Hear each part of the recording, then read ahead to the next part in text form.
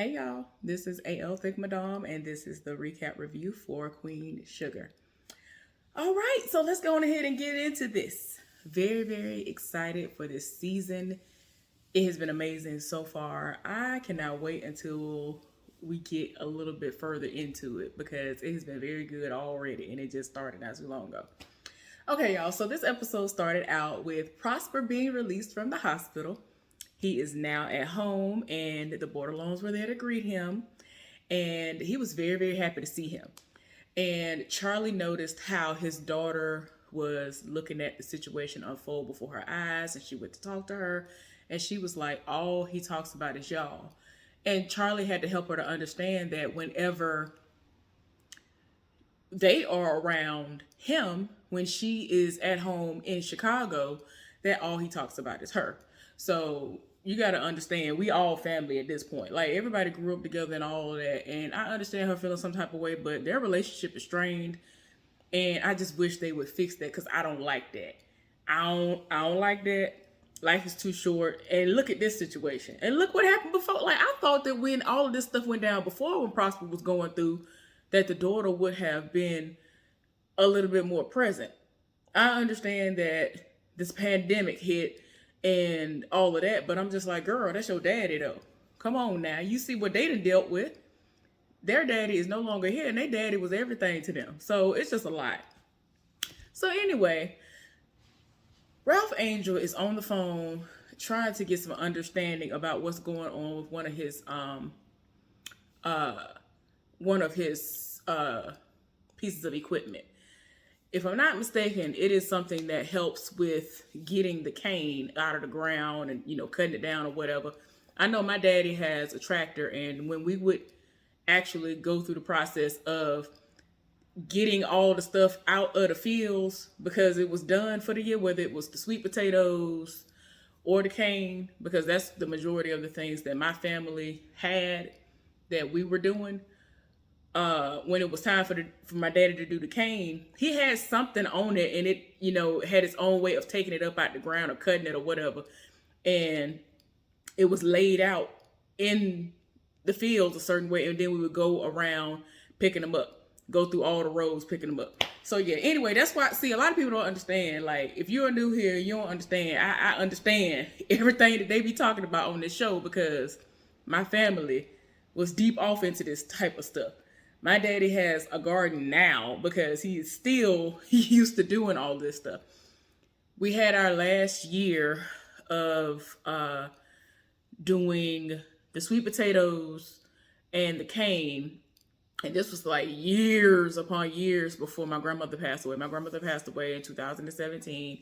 I left home at the end of 2009. So I'm thinking I think I was in high school the last time that we had a harvest, and then it just got to a point where they just let it do what it was gonna do. But that was like one of the most fulfilling moments that I had with my relatives.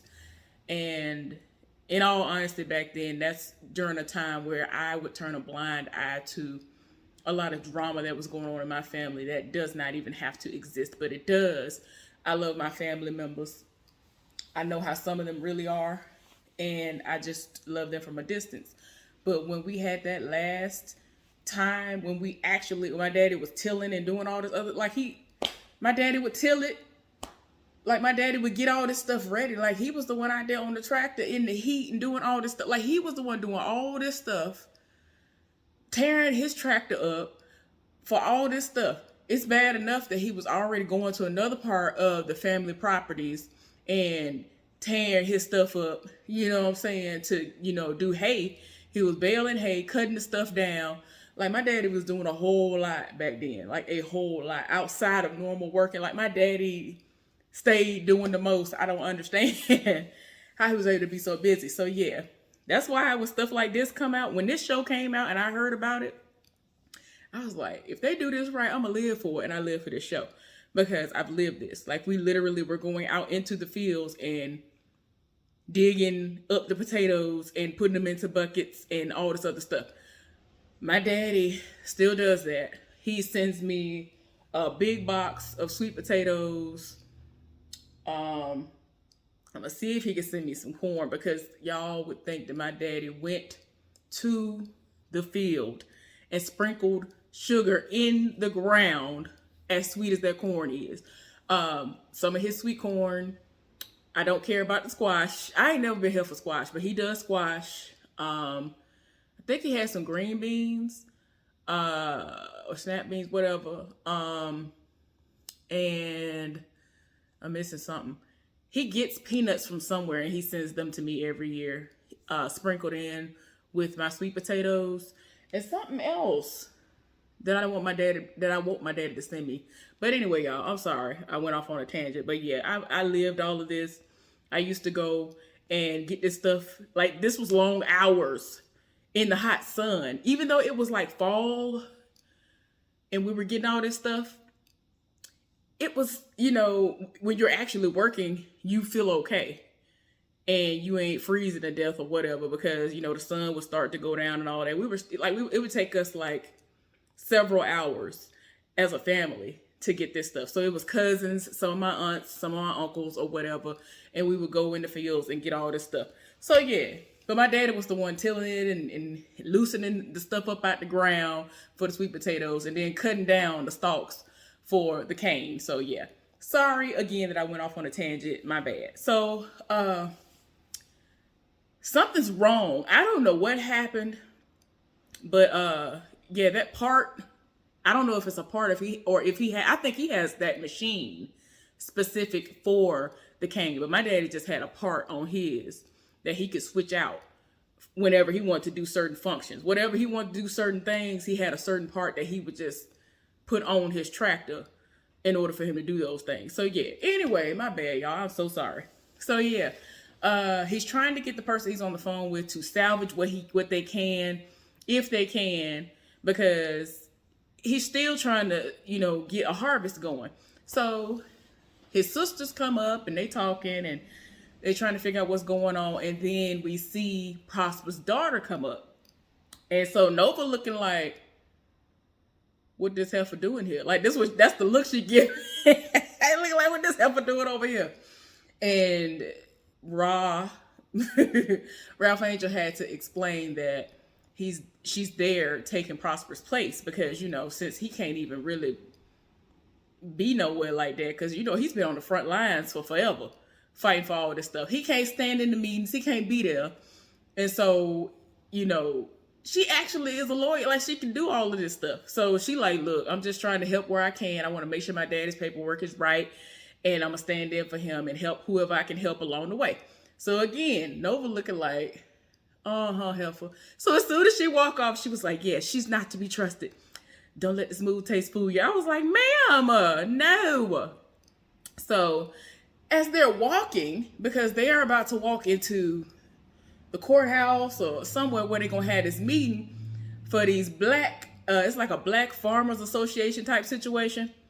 They called it something a little bit different on here. But anyway, it's something like that. It's supposed to be a meeting for like the Black farmers for them to address their concerns. And it's about these checks they were supposed to have been gotten cut. And there's a sheriff there. So Charlie's like, is there something that we can help you with? He was like, no, ma'am. She was like, okay, so let me rephrase this. What are you doing here? And he was like, can't I be here? My tax dollars pay for all of this. Like, a little birdie told me, a concerned citizen told me that there was a meeting here. And so they looking like, okay, but it's for the Black farmers though. Like, what are you talking about? And he was like, I'm a concerned citizen. I could go here. I can come up in the meeting. I pay these tax dollars. Can't I come? And so Charlie was like, sure you can come. Child, people like that just irk my soul. So anyway, later on we see what happens. But before we get to that part, as the meeting unfolds, Violet, earlier in the episode, she and Hollywood are at the bakery, at the shop, at her business. And she has this big box that she's getting together. And Hollywood, he trying to go in there like, oh, what you got in here? Whatever. She was like, oh no, all your stuff is wherever it's at, whatever. And so, like, she trying to throw him off. And I'm like, this heifer still ain't told this man, like, what's wrong with you? Hollywood is everything. Like, in my mind, the first episode that we learned what the situation was, I was just like, girl, why? Why wouldn't you tell him? Why wouldn't you tell him of all people? Hollywood is one of the most understanding men out there. And he's very much so a protector. Like, girl, why? Girl. I don't understand. Like, I just be like, girl, what's wrong with you? And you going out here by yourself, like, girl, no, I understand you feel like everybody, like, you know me, you ain't gonna roll up, but girl, bye. Let Hollywood do what he's supposed to do. So, like, she doing the most, and so Hollywood, he tried to ignore it, went on to the back, so then he came right back out. This heifer then opened up the cash register, took some money out the cash register, and put it in the box. So Hollywood was like, all right, now wait a minute, baby. So he went on out the back. She didn't see he came out. So she got the box and she finna go put the box in her trunk. This heifer then went out to her trunk, put the box in the trunk. Hollywood is just standing there at his truck. She ain't even see him. Like, he, like, I guess you could call it like 2-3 spaces away. I'm like, how you ain't see him? How you didn't see the truck, first of all? Then him. It's just like, come on now. The truck is like off-white or pearl or whatever, them cream or something, and he dark skinned. You ain't see all of that. You didn't see that whole situation out the corner of your eye. Oh, okay. So anyway, she done put the stuff in the trunk. Soon as she closed the trunk and try to walk, she see him and she look like a deer caught in headlights. So he trying to figure out what's going on. Like, she really looked like, oh my gosh, I done got caught. I'm like, girl, I can't. Of all people. So anyway, then we see Hollywood accompanying her to the motel, which is the way it should have been to begin with. For her with you. Shay, Violet, whichever name you want to go by. Girl, Vi, Shaylet. I done mixed all the names up. Are we calling you Violet? Are we calling you Vi? Are we calling you Shay? Like, whichever name needs to be spoken in order for you to get it through your mind that Hollywood is everything. Trust your husband. Anyway, he's accompanying her and carrying the boxes. And I'm like, heifer, you are sick. You have been sick. So this is another thing that is bothering me. Like, you over here, I understand that you feel like you're Superwoman. And in your own right, you are. But again, everybody need help sometime. What is we doing all of this for when you ain't got to? Hollywood will be everywhere in the world you want him to be and spread himself thin if you asked him to. But you sitting up here not even telling this man that this situation done popped off. So anyway, they get to the door. She opened the door and she looked like, oh, no. So she had to explain to her that that was her husband and he knew about the situation. And her son took a liking to him. And she's like, oh my gosh, this is the first time my son has smiled and I don't know when. I can't even seem to make him smile no more. Then she went into the story about what was going on, which was that this man was sitting up in the house. As they say right here, they say house. They don't say house here. They say house. It's hilarious to me because I'm from Alabama and these people are like, y'all are up here in the north and y'all say house. I don't know. I always be like, what is going on here? But anyway, I'm sorry. Let me digress on that. I just always found that hilarious. They speak way more country than I do. So anyway, child, this man was working down to the Kroger. He was working at Kroger, lost his job or whatever. I mean, I understand the pandemic happened. It happened to all of us. Whether you still were having to work through it and being underpaid and underappreciated even more. Me. When I tell you the job I had, they was working the mule out of me because of the exact area that I was working in. I had to work 7 days a week for 6+ months straight. I was tired in my spirit. I was tired in my entire spirit, honey. I was so tired. And it was not worth the money. Like, the money I'm making now, I'm like, at least I get time and a half. And then I get double time on my days off. Like, if I have to work, there is somewhat of an incentive, if you will. And I'm getting paid way more, like double what I was getting paid, or almost double. So it's worth it now, but they really were trying me last year. Like, I was getting tried. I'm like, y'all do not need this. How were y'all able to even get these people to say this is essential? Like, y'all really was lying out here. But anyway, we ain't even gonna go into that. But yeah, so he lost his job at Kroger and he started taking it out on her. Y'all already know. And then it got to a point where, once he started taking it out on the child, she was like, I can't do this no more. Bye, I got to go. So that's what she did. She ended up leaving. And it was what it was. So after they left, Violet and Hollywood were talking as they were like literally walking back to the vehicle. And he was like, why would you tell me? Especially with what you went through in the past. So she was like, you and I are the same. It's just the way that we executed and all this other stuff. And I'm like, girl, that ain't no excuse. Like, that man saw what you went through with Jimmy Dale. Of all raggedy people in the world, all the stuff you went through. Jimmy Dale took you all the way through. That man drug you through hell and then some. Why would you not sit up there and deal with a man who actually loves you and treats you the 100% opposite than this raggedy man does? I was just like, girl, I ain't really trying to hear your excuses at all. So anyway, we then see Micah walking down the street. And I was like, I know this boy does not have a can of alcohol in his hand, just drinking and casually walking. Ain't the first brown paper bag in sight or nothing. And I'm like, you ain't 21, are you? Didn't you just go to college? Like, didn't you leave high school, straight from high school and went to college? Like, you're not even 21 yet. What is we doing? Like, you're not even doing like some of these other parents do, and you're drinking in the house if you go drink. Sir, you out here walking on the street. At this point, I was like, well, apparently you just want to welcome the police officers for real. Like, stop. So anyway, then he gonna throw the can on the ground. I just knew the police officers was coming in, but somehow they didn't. I'm like, you lucked up that day. He was looking he might have been a little bit inebriated, I guess. So then his phone rang. He was like, what now? Or something like that. And it was his mama. And he was like, oh, well, I didn't know it was you. I wasn't paying attention. So she wanted to discuss her relationship with his daddy. And he was like, basically, like, if you like it, I love it. Do what you do. And the daddy was in the room and she was like, shh. And at first he was like smiling, but then, the smile was wiped off his face when his son was like, do what you do, but, we don't want to see you how you were again. We don't want him to hurt you again. So I just don't ever want to see you like that again. Wipe the smile clean off his face. I'm like, you did the absolute most, sir. I would have barely said, hey, buy anything to you. Put that money in my account for your son, if that, because I have full legal custody of him, and leave me alone. There's nothing to discuss if it's not about your son. Like, I'm tired. Like, he did the absolute most. So then we see Nova leaving her house, and she's talking to the dude who she met. I keep forgetting the name of that show.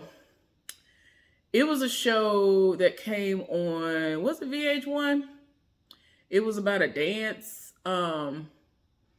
It was like a college basketball situation, and it was surrounding these like cheerleaders, and they was doing the most. But one of the black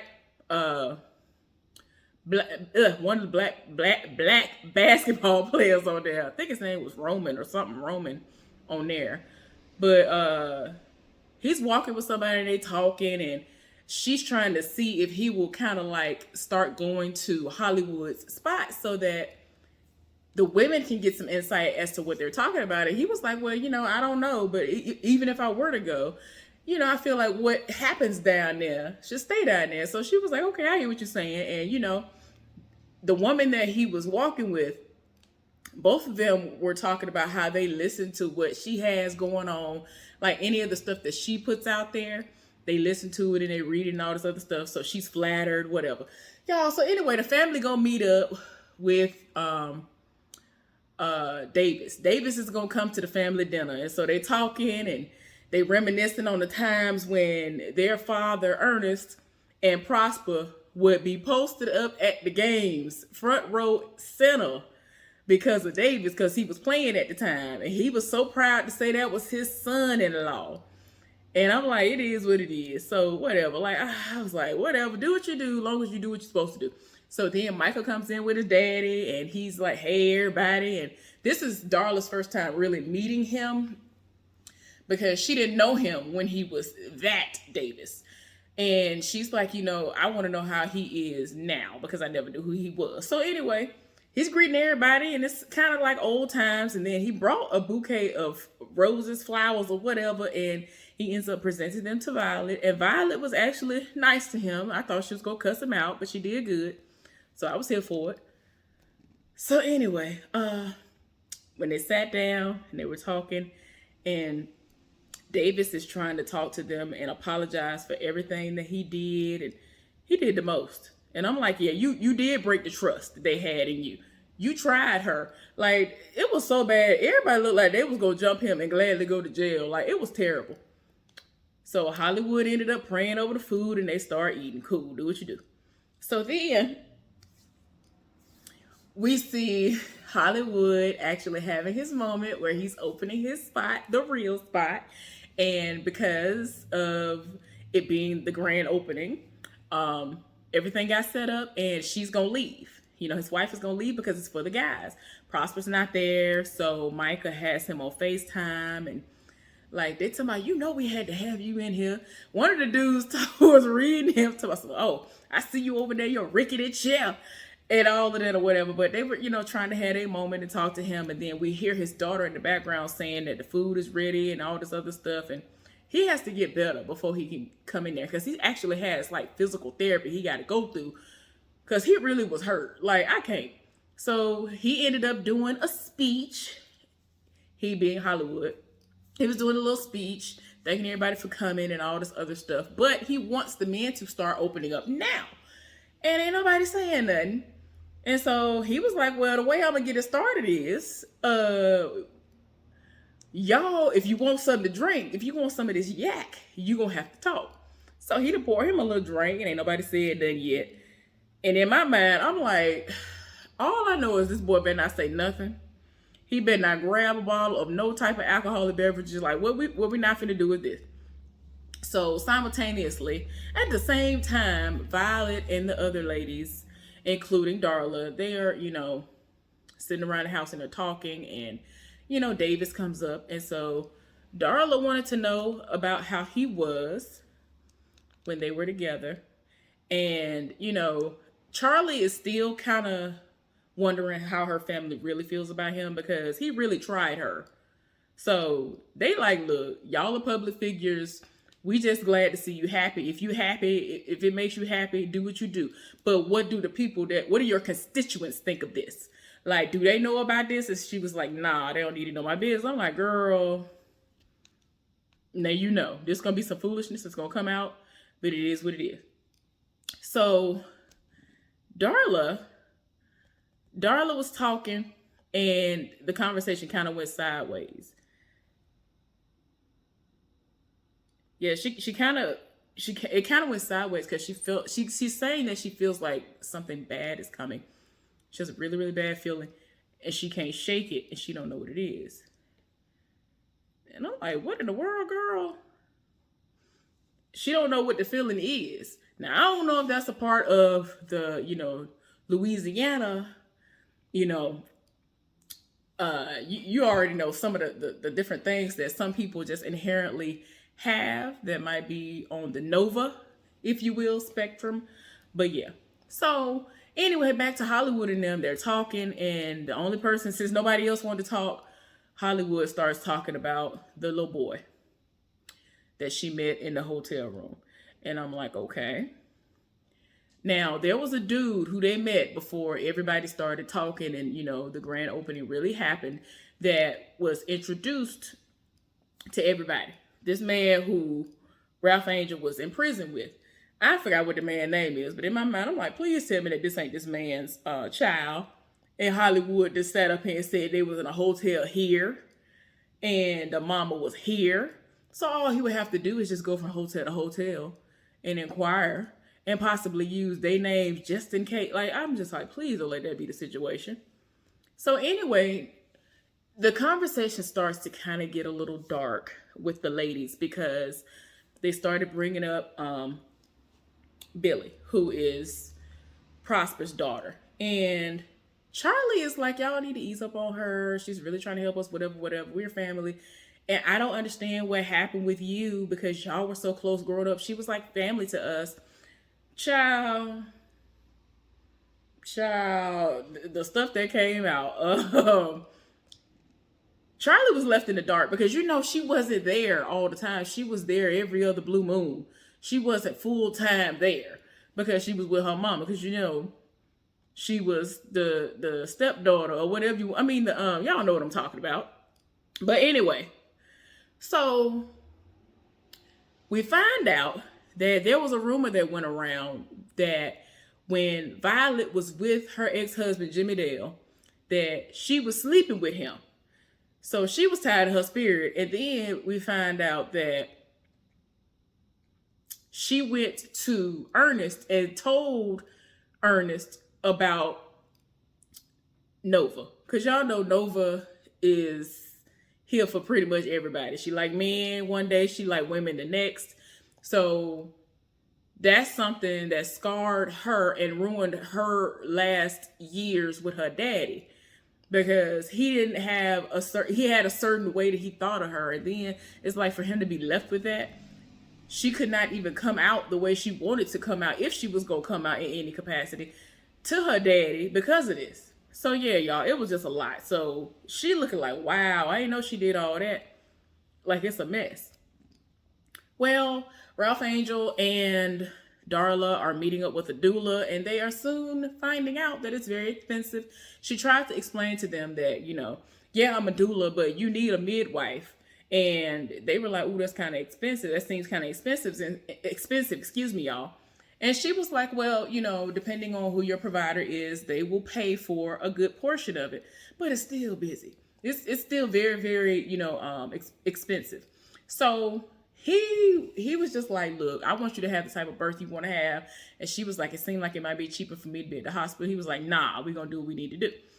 Micah at the school talking and just, outside mingling with other people. And then a security guard come by with his hand on his taser. And you could hear like something going off on his radio, like there's a situation happening. This boy has a whole anxiety/panic attack, looking like he about to have a heart attack, breakdown, everything else in between. And the dude that we saw before, who I think is going to be the dude who he ends up coming out with in some capacity, is there, and he's trying to walk him through it and trying to explain to him, like, calm down, I think you're having this, whatever. Like, he had to calm him down because he really was over there having to grab his chest. It was a lot. So yeah, y'all, they end up at the shop. They're at Vi's Pies. And like the family, the battered woman and child, the domestic violence woman and the child are out at the restaurant, and Violet is watching her husband interact with this woman's child. And in my mind, I'm thinking that she's like, dang, I could never provide what that one thing that he wants. I can't give that to him because I'm older and I got this issue going on with me and I just can't do it. So I'm looking at her, looking at him and the relationship that she's building with this little boy, and she and her feelings. And I'm like, Lord, please don't do it. So we end up seeing Billy talking to Nova. And Nova came over there on ready, set it off on this heifer and was like, you ruined my life. You knew you was wrong. You sat up here and told my daddy all this stuff about me. And so she was like, she basically said, I did all of that because I tried to tell y'all the truth and y'all didn't believe me. So I left town. That's why I left town and never came back and had no intentions of coming back. My own daddy didn't believe me. So on my way out of town, I stopped by a bar. And that's when I saw your daddy, and your daddy talked to me and he listened to me. He actually looked like he believed me when I told him basically that Jimmy Dale raped me. Because a rumor was going around saying that he was saying that she was good in bed. Who says that a 16-year-old, 17-year-old, 18-year-old is good in bed and you 33 years old? Boy, if you don't get up out of here, if you don't get your R. Kelly molestation rapist behind up out of here, I cannot. If you don't get up out of here with that, like, you are disgusting on so many different levels. And then in this moment, this is when Nova is realizing the error of her ways, because in that moment, because she felt so slighted by her, she didn't even want to hear her friend out. That was her best friend at one point. She didn't even realize how bad she hurt this girl. And she was like, I hurt you because you hurt me by not listening to me. By not believing me, you sat up there and believed the rumor over me. Because that happened to your aunt. Because it was presumed to be happening to your aunt. And you thought that I did that to you. And I didn't. Child, it was a lot. So anyway, the episode is pretty much ending showing Davis and Charlie together, and they talking, and he's talking about how, he got the position because he applied to a position to be a basketball coach somewhere in California. And, Charlie was like, oh, that's amazing. And I'm going to have to work on your image and whatever. And so he's like, I don't want none of that. I just want to be able to just, go to work, do my job, and come home to you. And so she's looking at him like, because this is 100% different. This is a whole 180. Like, this is 100% different Davis. We ain't never seen this before. Like, he must have actually changed. And y'all know how I feel about him. I could not stand Davis, and I was not here for it when I saw the signs last season about them getting back together. I wasn't here for it because he really tried her. I don't like when people do you dirty like that, because it always makes me feel like I gotta always be on high alert, because what if you do that to me again? Nobody should have to go around feeling like that. But she seems to be mostly secure in that relationship, so it is what it is. So they're talking about, how is it going to work out, because he's going to be there and she's going to be there. Is she willing to come back to California with him? And she was like, my life is in St. Joe. And so she was basically like, if we can make it work where I come there on the weekends, they're cool. And he was, anything this heifer say, he here for it, because he just want to be with her. So then they walked off. He carried her off and all this other stuff. Do what you do. Anyway, y'all, I'll be back with another recap review. Hopefully y'all enjoyed this one.